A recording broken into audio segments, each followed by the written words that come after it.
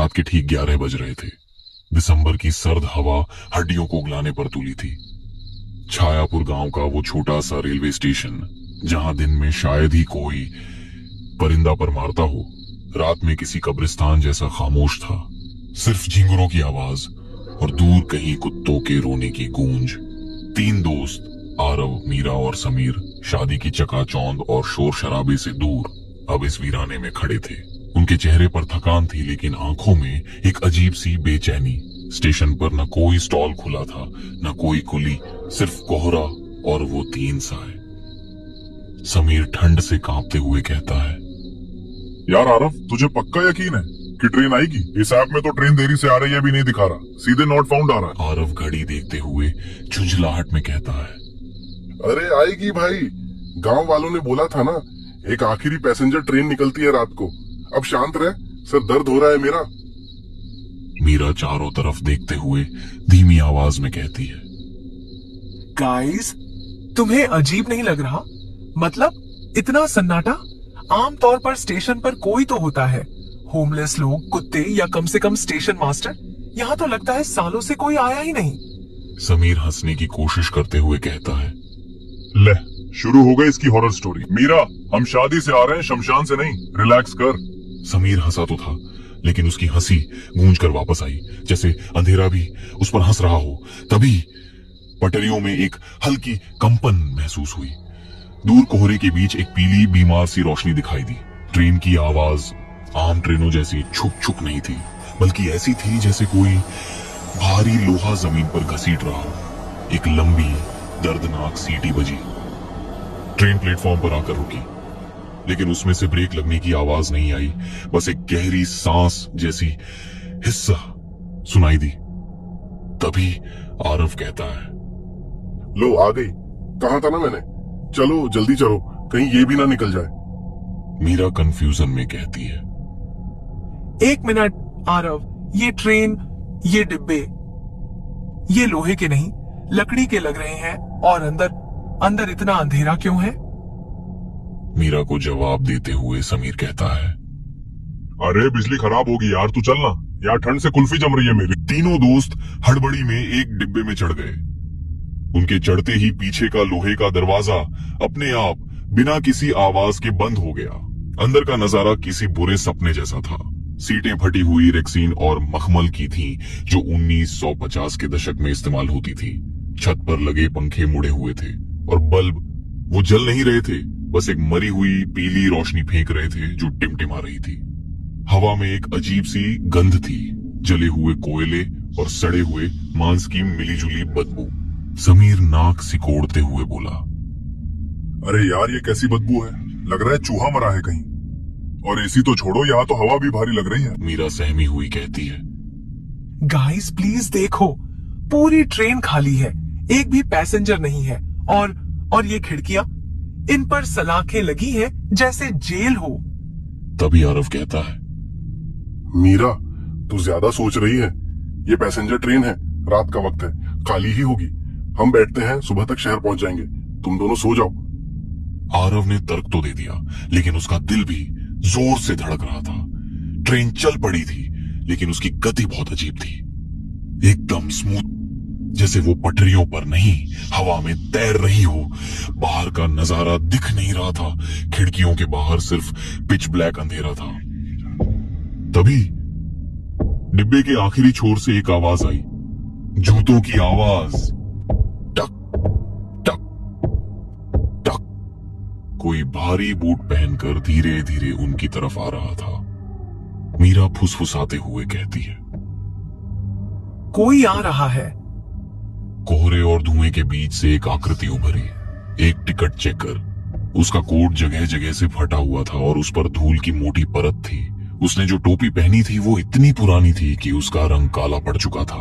उसका चेहरा नीचे झुका हुआ था, अंधेरे में आंखें दिखाई नहीं दे रही थी। वो उनके पास आकर रुका।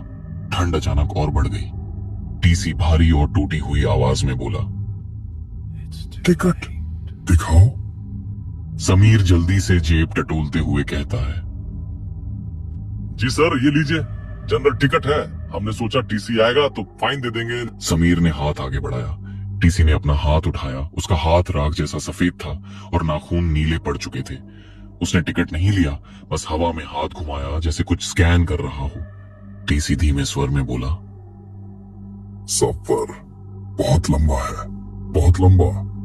तभी आरव दिमाग पर जोर डालते हुए बोला, क्या मतलब? 2 घंटे में पहुंच जाएंगे ना? टीसी ने पहली बार अपना सिर उठाया। उसकी आंखों में पुतलियां नहीं थी, सिर्फ सफेद कोरापन था।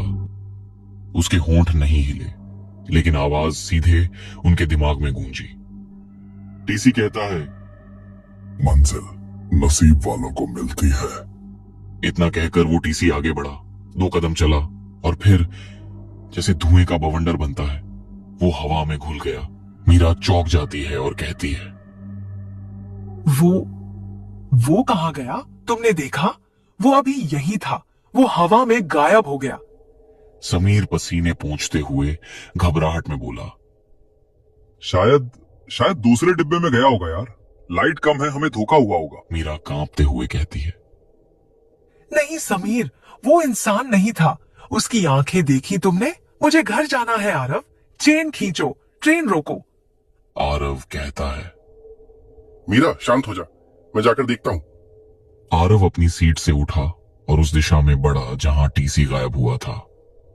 मीरा और समीर भी उसके पीछे चिपक कर चलने लगे। अगले डिब्बे का दरवाजा खुला था। जैसे ही वो वहां पहुंचे, उन्हें लगा कि वो किसी दूसरी दुनिया में आ गए हैं। वहां जमीन पर एक महिला बैठी थी। उसके बाल बिखरे हुए थे और उसने एक पुरानी जरी वाली साड़ी पहनी थी जो कई जगहों से जली हुई थी। उसका चेहरा तो नहीं दिख रहा था, लेकिन वो हिल रही थी जैसे किसी बच्चे को लोरी सुना रही हो। मीरा कांपती आवाज में बोली, सुनिए, आप ठीक हैं? महिला की हलचल रुकी। उसने धीरे धीरे अपनी गर्दन मोड़ी, इतनी मोड़ी कि वो इंसानी हड्डी टूटने की आवाज के साथ पीछे घूम गई। उसका आधा चेहरा जला हुआ था। उसकी आंखों में बेइंतहा दर्द और खौफ था। उसने अपना हाथ उठाया। वो हाथ पूरी तरह पटरियों की तरह काला और जला हुआ था। महिला फुसफुसाते हुए लेकिन गूंजती आवाज में बोली, उतर जाओ, इससे पहले कि वो जाग जाए, उतर जाओ। समीर डरते हुए कहता है, कौन जाग जाएगा? महिला अचानक कहती है, आग, हर तरफ आग है, भागो। अचानक वो महिला चीखते हुए उनकी तरफ लपकी, लेकिन जैसे ही वो मीरा को छूने वाली थी, वो राख बनकर बिखर गई। तीनों दोस्त चीखते हुए पीछे गिरे। उनकी सांसें फूल चुकी थीं। आरव की नजर जमीन पर पड़ी एक चीज पर पड़ी। वो था धूल में सना हुआ एक पुराना अखबार। तभी आरव हांफते हुए बोला, ये क्या है? समीर उसे देख कहता है, अखबार है, पर ये इतना पीला क्यों है? हेडलाइन पढ़ते ही उसके पैरों तले जमीन खिसक गई। आरव अखबार पढ़ते हुए बोलता है, द टाइम्स ऑफ इंडिया, तारीख 13 दिसंबर 1953। मीरा टेंशन भरी आंखों से, 1953? क्या लिखा है आरव? आरव का गला सूखता है और आरव कहता है, हेडलाइन है, अंग्रेजों के द्वार की ट्रेन 13 मिडनाइट एक्सप्रेस एक डरावनी दुर्घटना का शिकार। इंजन फट गया, पूरी ट्रेन आग में झुलस गई, 800 यात्री मारे गए, कोई नहीं बचा। तभी समीर आंखें फाड़कर बोला, क्या बकवास कर रहा है? अगर सब मर गए तो हम किस में बैठे हैं? तभी मीरा तस्वीर की ओर इशारा करते हुए कहती है, आरव, फोटो देखो, ये वही औरत है जो अभी हमें दिखी थी और उसके पीछे वो टीसी खड़ा है। तभी पूरी ट्रेन की लाइटें एक साथ बुझ गईं। सिर्फ बाहर से आती हुई लाल रंग की चमक डिब्बे के अंदर आ रही थी। ट्रेन की रफ्तार अचानक बढ़ने लगी। छुक छुक की आवाज अब चीखों में बदल गई थी। ऐसा लग रहा था जैसे पहिए पटरियों पर नहीं, हड्डियों पर चल रहे हों। तभी ट्रेन के एक खड़खड़ाते हुए स्पीकर से, जो बरसों से बंद पड़ा लग रहा था, अचानक एक कर्कश आवाज आई, ध्यान दे, अगला और आखिरी स्टॉप है सुरंग नंबर 13, जो जहन्नुम में जाता है। मीरा रोते हुए कहती है, ये सुरंग तो 1953 की दुर्घटना के बाद बंद कर दी गई थी। हम कहाँ जा रहे हैं? तभी समीर दरवाजे की तरफ भागा और उसे खोलने की कोशिश की, लेकिन वो वेल्डिंग की तरह जाम था। तभी खिड़की के कांच पर किसी ने जोर से हथेली मारी। देखते ही देखते कई जले हुए हाथ खिड़कियों पर चिपक गए। बाहर अनगिनत चेहरे थे, बिना आंखों वाले जले हुए चेहरे जो अंदर आने के लिए तड़प रहे थे। तभी फिर से टीसी आता है और कहता है, मंजिल आ गई है, टिकट का वक्त खत्म हुआ। अब किराया जिस्म से नहीं रूह से लिया जाएगा। वो टीसी अब एक राक्षस जैसा लग रहा था। वो धीरे धीरे उनकी तरफ बढ़ रहा था। ट्रेन एक काली अंतहीन सुरंग में घुस चुकी थी। तभी मीरा घबराई, डरी सहमी रोते हुए बोली, हम मरने वाले हैं, हम भी इनके जैसे बन जाएंगे। तभी वही साड़ी वाली महिला फिर से डिब्बे के अंदर प्रकट हुई। उसने टीसी को एक पल के लिए रोक दिया। महिला साफ और तेज आवाज में बोली, मैं तुम्हें डराने नहीं आई, बचाने आई हूँ। सुनो मेरी बात। आरव कहता है, हमें बचाओ प्लीज। ये ट्रेन अपनी मौत को दोहराती है हर रात। हम सब इसमें कैद हैं।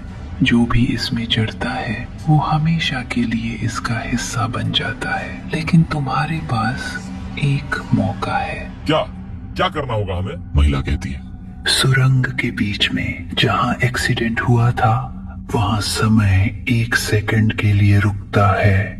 ठीक उसी पल जब तुम्हें एक लाल चमकीला ग्लो दिखे तब तुम्हें कूदना होगा। अगर एक पल भी देर हुई तो तुम हमेशा के लिए राख बन जाओगे। ट्रेन अब अपनी पूरी रफ्तार पर थी। डिब्बे के अंदर का तापमान भट्टी जैसा गर्म हो गया था। सीटें जलने लगी थी। धुआं उनका दम घोंट रहा था। टीसी और बाकी परछाइयां उस महिला की रोशनी को चीरकर आगे बढ़ रहे थे। टीसी गुस्से में हुए बोला, नहीं, तुम इन्हें जाने नहीं दे सकती, ये हमारे हैं। महिला तीनों को कहती है, तैयार रहो, वो पल आने वाला है। ट्रेन एक जोरदार झटके के साथ कांपी। ऐसा लगा जैसे ट्रेन किसी अदृश्य दीवार से टकराई हो।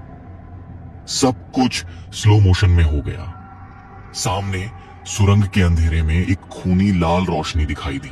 महिला कहती है, अभी कूदो, जल्दी से आओ। आरव ने कहा। लेकिन दरवाजा बंद है, खुल नहीं रहा। महिला कहती है, खिड़की तोड़ो, जल्दी। आरव ने पास में पड़ा लोहे के रॉड को उठाया और पूरी ताकत से खिड़की के कांच पर दे दिया। तभी महिला बोली, जाओ, अब तुम आजाद हो। आरव ने मीरा का हाथ पकड़ा, समीर ने आरव का, और बिना नीचे देखे उस जलती हुई ट्रेन से उस काली सुरंग के अंधेरे में छलांग लगा दी। तीनों को हवा में गिरते हुए उन्हें सिर्फ चीखें सुनाई दी।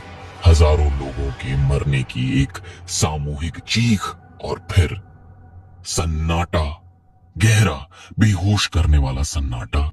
सूरज की पहली किरण उनकी आंखों पर पड़ी। आरव की आंख खुली, उसका पूरा शरीर दुख रहा था। वो पटरियों के किनारे झाड़ियों में गिरा हुआ था। उसके बगल में मीरा और समीर बेहोश पड़े थे।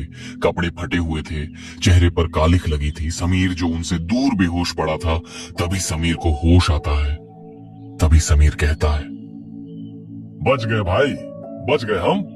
तीनों मुस्कुराते हैं और खड़े हो जाते हैं। वे पटरियों के पास खड़े हैं। 2 पुलिस वाले वहां आते हैं।